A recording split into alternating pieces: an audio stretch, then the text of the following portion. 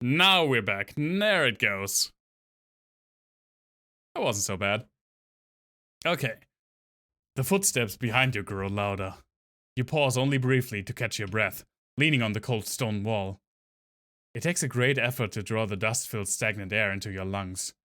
It's as if the great mass of the castle above you burdens even the air. You touch the growing red stain on your tunic and wince. You curse your poor decisions. All the fucking time. You curse your greed. Not so much that. You curse the shady merchant that sold you the map in this place. Damn you, shady merchant! You vow to find him if you ever make it out of here. You push yourself away from the wall and continue down the dim stone corridor. You encounter a fork in your path. Down the left-hand path you hear the faint drip of water, but no hint of light. The torches on the wall are unlit. Down the right-hand path you spy lit torches that illuminate a dark and dingy hallway. The brickwork on the floor looks unstable. Fucking go left, as good adventurers do. You take the left path. You proceed as quickly as you dare in the darkness. After what seems like a mile, you slip on the mossy bricks and your leg plunges knee-deep into scummy water. You can't see the far side of whatever body of water this is. The footsteps behind you continue to grow louder. Oh, there are footsteps behind me? Did I overread that? What? Oh my god. Do you continue or go back? Dude, continue if there are footsteps behind me. I don't want to hear with that.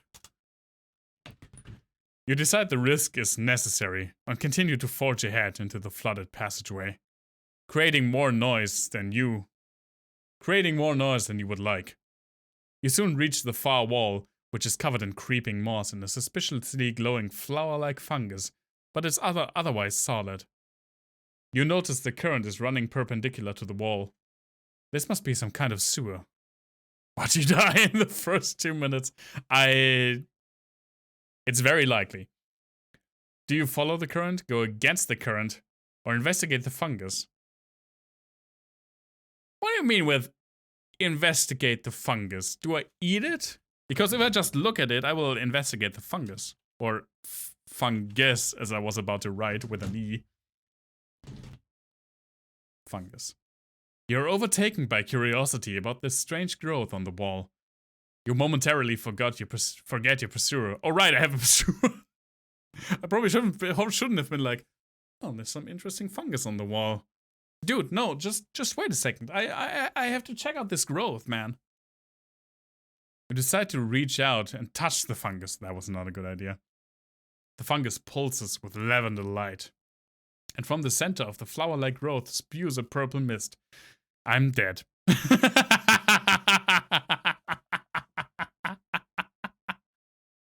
Before you realize what has happened, your vision blurs. Your muscles fail to respond, and you feel a great pain in your core.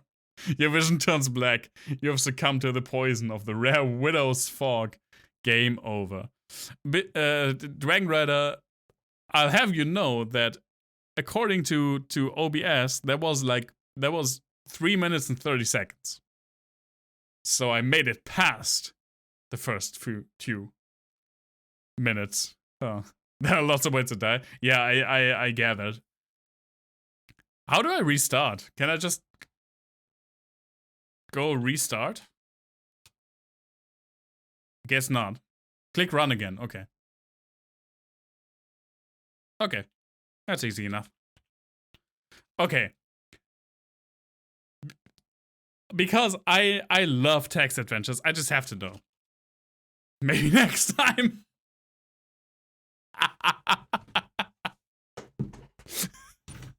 Well done. Well done. Okay. Yeah, maybe next time. Okay. But I don't even see.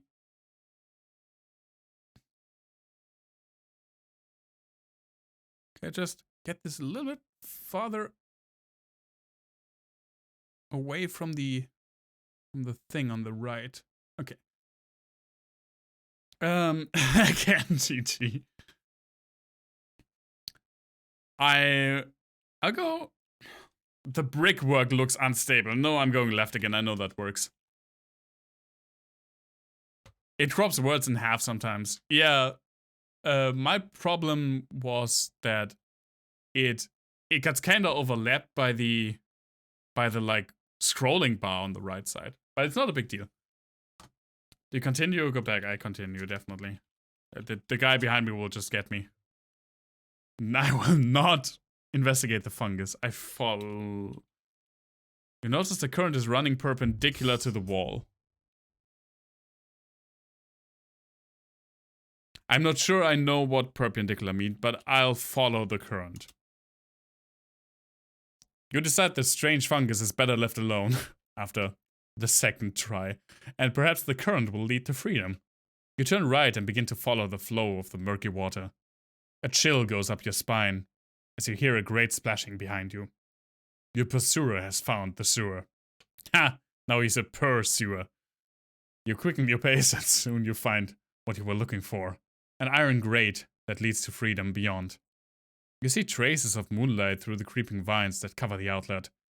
There appears to be a hatch built into the iron bars of the grate. But there's a rusted lock preventing it from opening. At the right... oh, okay, it's a right angle. Then I know. Do you push against the hatch or attempt to break the lock? I mean... the lock looks rusted, so probably the lock's weaker. You decide to try the lock. It's rusted and showing signs of failure. You pick up a slimy stone and bash the lock as hard as you can. To your surprise, the lock falls apart on the first strike. You quickly remove the remains of the lock and pull the hatch open. You manage to squeeze through the narrow gap, but as you are pulling your legs through, a midnight black hand grasps your leg, larger than any human hand you've ever seen, and tipped with rending claws. I don't like that. Glowing yellow eyes peer at you from within, dripping with malice and feral frenzy. If you free yourself, you're in the clear. The masonry around you is slimy with moss and dew. You notice a sharp piece of iron just within reach. Do you attempt to fight or flee?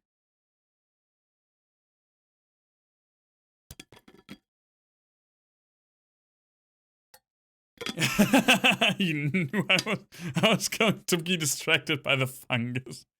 I mean, he hasn't made it specifically for me, Dragon Rider, though. I feel like a lot of people would try out the fungus just to see what happened. I die again, probably. Flee? You're overcome with fear and decide the best course of action is to get away from this thing as quickly as possible. You reach out to grasp a piece a piece of the masonry to pull yourself away. You get a solid grip on it, but the wet, moss-covered stone slips from your grasp. The beast continues to pull you as you frantically scramble to get a grip on the slippery stonework. Your efforts are in vain as the beast's pull is too strong. You are pulled back into the darkness from whence you came. Game over.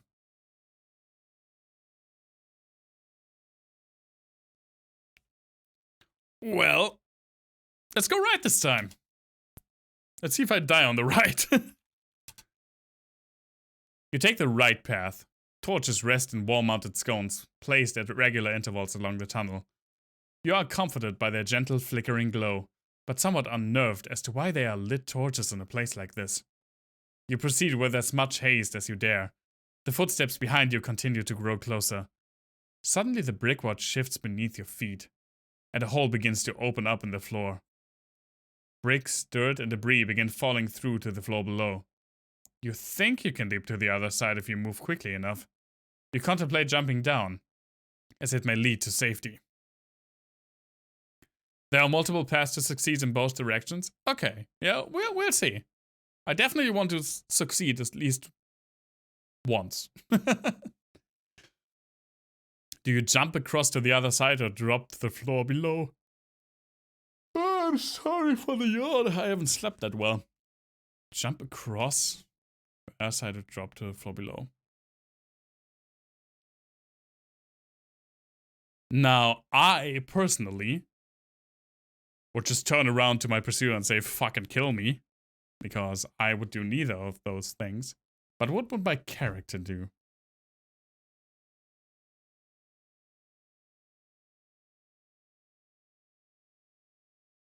Also,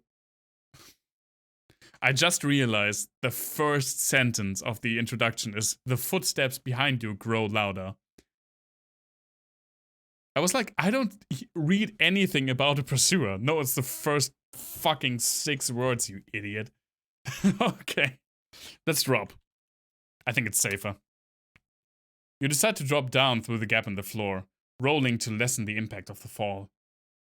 Yeah, like Link, an Ocarina of Time that works from any height, at least in that game. You've landed in what appears to be a prison, evidenced by lengths of iron bars, and what appears to be crude torture equipment. The first thing you notice is some odd flora growing on the walls. I would not expect. No. It appears to be some kind of creepy mold, adorned with flower-like growths. From the far side of the room, you see a crumbling wall that reveals the sewer beyond. I really like business that you like the idea of the killing fungus enough to put it in both rooms.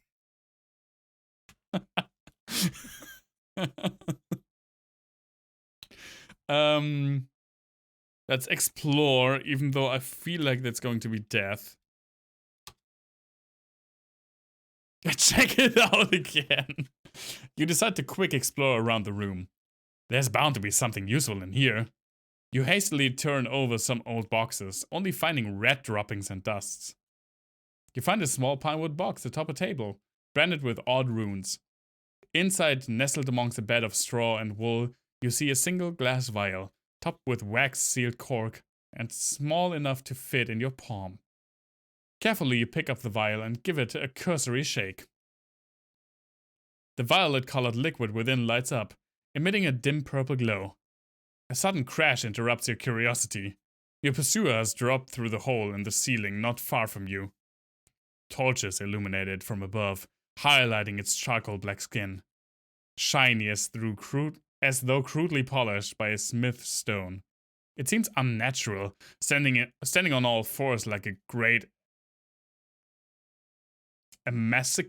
emaciated? I don't know that word. Like a great emaciated bear, but its forelimbs were far too long and tipped with spindly fingers. Are you okay, business? Is everything alright? You cannot make out much more of its gone form, and for that you are glad. I super am. I'm super glad that this is just a text adventure. It turns its oddly shaped head and locks eyes with you. You glance at the potion in your hand. Emaciated, like scrawny with hunger. Okay. Do you throw the vial or drink it? I mean, I'm not Popeye, so my first instinct when I see a giant, crazy bear monster with fucking thingies is not to be like... No, I'll fucking chuck the vial. I hope it gets distracted by it. You take a massive risk. You aren't sure what the runes on the box mean, but you aren't going to ingest a strange potion in a castle dungeon. True.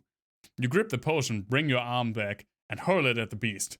It hits directly on target, shattering against the terror's head. It explodes into a fine purple mist. Where have I heard that before? Causing the beast to recoil in pain, whimpering and scratching at its face. It stumbles backwards, smashing into a wooden shelf and sending the contents crashing to the stone floor. Now's your chance. You run towards the sewer and trudge as fast as you can through the knee-deep water. You hear splashing behind you, just as you see the sewer exit. Oh, fuck me. Luckily it's not blocked. You run out into the moonlight and head straight towards a settlement on the hillside some distance away. You hear a paint howling behind you as the beast is left behind. You successfully escaped from Barsodt Keep. Fourth tries the charm, everyone. But I want to see more.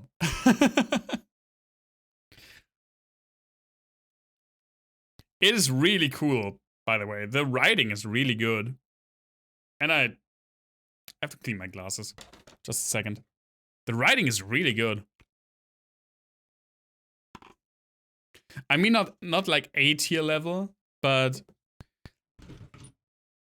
you've taken a premise that's like wildly used, and it's really just fun messing around. And every single sentence is just really, really, really well written and dripping with atmosphere. I like it a lot. That I don't know why that made it worse. I think I need like a spray thingy for my glasses. I'm just not. Guys, I've only been at glasses. I only had glasses for like 4 days, so I have no clue how to deal with this yet.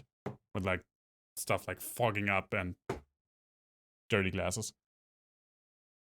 It's also dripping with poison gas. Yeah, there's a lot of fungus apparently. Yes. Let's go left again. I definitely want to escape from the left path. Footsteps behind you continue to grow louder. I mean, if I go back, it is going to kill me. Let's continue. Do I follow the current, go against the current, or investigate the fungus? Let's go against the current now. You hear splashing behind you. The pursuer has reached the sewer. That is still funny to me. Perhaps against your best judgment, you decide to go against the current. As you trudge through the knee-deep water, you notice the sound of splashing behind you get faint. You feel some relief. You come across a sewer access platform, adorned only by a single dim torch and simple stone archway. Through the archway, you see 2 doors. From beneath the left-hand door, you spy subtle, warm light, and the right-hand door is dark. Let's go toward the light. You proceed through the leftmost door. The keep's main dining hall lies beyond, adorned with what must have once been beautiful tapestries, sculptures, and artwork, now covered in dust, grime, and cobwebs. Aww. Curiously, in the center of the room sat the only intact dining table, complete with lit candles atop elaborate candelabras. A platter sits in the center, piled high with what you can only guess is the remains of an unfortunate adventurer who wandered into the castle, same as you. The humanoid remains are disturbing enough, but the scene was so out of place that it sets your hair on end. You snap out of the brief trance of curiosity and begin looking for exits. You see a break in the stained glass window on the far side of the room, just large enough for you to fit through. You can hear your pursuer just outside the door, so you hurriedly make your way to the gap in the glass. A pond lies a dozen meters below, the depth uncertain. A creeping vine runs the length of the wall and appears to stretch all the way to the surface of the pond. Business, do you know Pan's Labyrinth from Guillermo del Toro? Because this kind of reminds me of that, of one scene in that movie.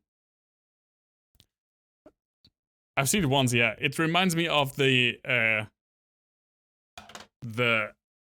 guy. If you've seen the movie, you probably remember that guy. Oh, that thing. Yeah, that's what everyone remembers from that movie.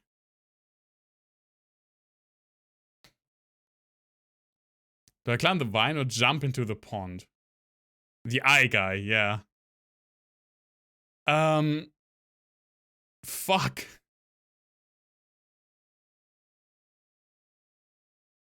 I mean,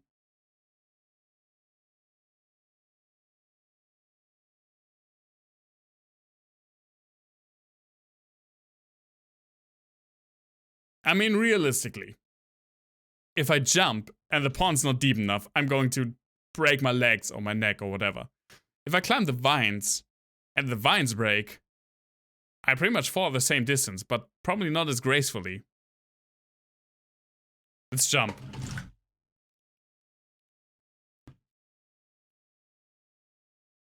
Business, if I die from this, I want at least one Lobos Fall emote from you.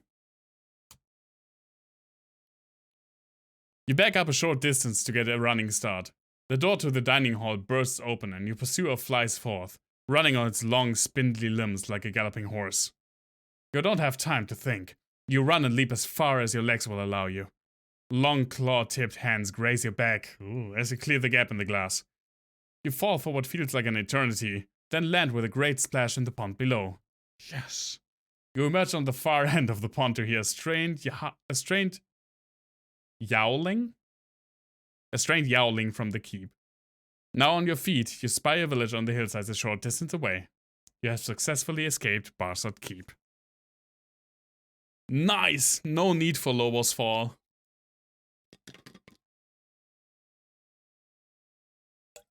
How many successful I was waiting for you to go with the vines. I mean, if the thing like grazed me as I jumped down, it would definitely just gotten me on the way down. How many successful paths are there? Let me find my developer's spreadsheet. I wasn't ready for that question.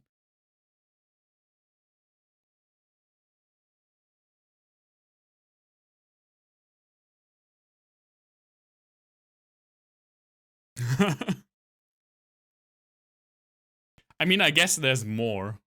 Because you didn't just say 2. Like 5? We'll try to find one more. Yes. Maybe 6. What? Let's go right again. It's a Jeopardy.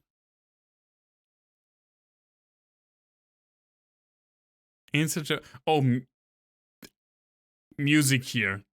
I was, what the fuck is that? Jeopardy Missy Chair. But now I get it. Let's go right again. Let's jump. I want to see. Oh, that worked! You quickly back up and prepare to take a running jump. The footsteps behind you are getting closer, but you dare not take the time to look. You run as fast as your legs will allow and leap across the chasm. You fall and bruise yourself on the stone, but you've cleared the gap. You spring to your feet and glance back, finally getting a short glimpse of the thing chasing you. Which has just reached the junction you passed a few short moments ago. It's tall, easily half again as tall as you. Oh, it's 1.5 times as tall as I am. It would have to hunch to fit in these low ceilings, but the way it moved on all fours allowed it to fit in such a space while allowing it to move quickly, very quickly. You take no more than a glance before resuming your flight. If you could clear the gap, that thing would easily make the jump. Yeah, sure it can. It has like 4 limbs. It probably can just make a sneaky step above it. You come across a staircase.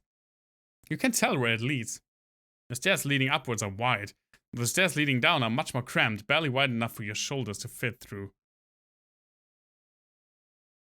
Now going down, the thing probably wouldn't be able to follow me. But I just see myself getting stuck and getting like clawed at, and I'm not about that life. Let's go up. Climb the stairs 2 at a time. As I do. You arrive in what appears to be an armory. Nice. The armory door sits ajar, and you can see moonlight shining through the gap. Racks of rusted swords, flanged maces, and broken spears line the walls. And grime-encrusted pieces of armor lie scattered across the floor. A chill runs the length of your spine as you hear your pursuer climbing the stairs you just took. There's probably 8? Oh my god. 8-ish. Will you attempt to fight or will you run? I mean, as a master Dark Souls player that prefers to play with a spear, I feel like I should fight because there are spears in here, even if they are broken. I can take a scary monster with a broken spear and no armor. Fucking bring it, bitch. You decide to stand your ground. You quickly search around the armory looking for a sturdy weapon with which to face your attacker. You hear its ragged breath and realize it has entered the armory. A great shriek erupts from its maw as it spots you. Okay, first sound effect of the thing. What? How was it described? A great shriek. Let's see it. Let's go, like. That should do it. You spot a sturdy-looking flanged mace. No, I'm taking the mace! I'm doomed! I suck with those.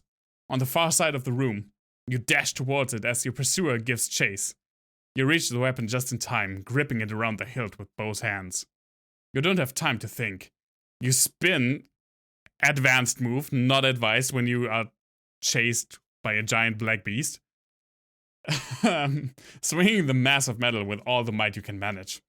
The head of the mace impacts the side of the beast's head, and to your surprise emits a muffled clang not unlike that of metal striking metal. The thing recoils, stunned by this strike. It falls backwards, howling in pain and knocking a half-dozen weapon racks from the walls in a cacophony of wood and metal. You take this advantage and make your way towards the exterior door. You emerge into a training yard. On the far side, you spot a gap in the stone wall of the fort. You're halfway to the gap when you hear your attacker throw open the armory door. An extra burst of speed carries you through the ruined wall and down the hill beyond. A desperate shriek behind you prompts you to look back. The beast stands just inside the keep, howling as though it just lost something precious. Aw, it thinks I'm precious. It doesn't appear to want to proceed any further. You don't want to take any chance, so you keep running towards a dimly lit village in the distance. You have successfully escaped from Barsodt Keep. Nice! I did it. That was its. I took its favorite mace. That's probably it. Oh, this is awesome business. Thank you so much for sharing that with us. I don't want to find everything. Maybe I'll come back to it in the future. Maybe. Oh god, those emotes. Maybe you will like put it on some site for other people to play it, and I don't want to spoil everything. I don't know how the plans are for that. I really enjoyed it. I really enjoyed the fungus death. That was hilarious. Especially since it reminds me very much of some deaths that happen in games like Space Quest. Especially like there's definitely a Space Quest game where you just get eaten up and dissolved by a huge fungus. I very vividly remember that. I think it's Space Quest 2. Maybe on itch.io or something. Yeah, that's what I thought. So I don't want to spoil everything, but this was really, really fun. Thank you so much, dude. That was awesome. I'm going to have a very quick bathroom break now. And then we will continue on to return. I'm looking forward to that.